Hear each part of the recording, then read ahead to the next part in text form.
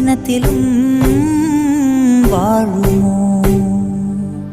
வெளிச்சத்தை தரும் என்ற ஏற்றிய தீபம் ஊர் முழுவதையும் எரித்து விட்டு தீயாயானதேனோ?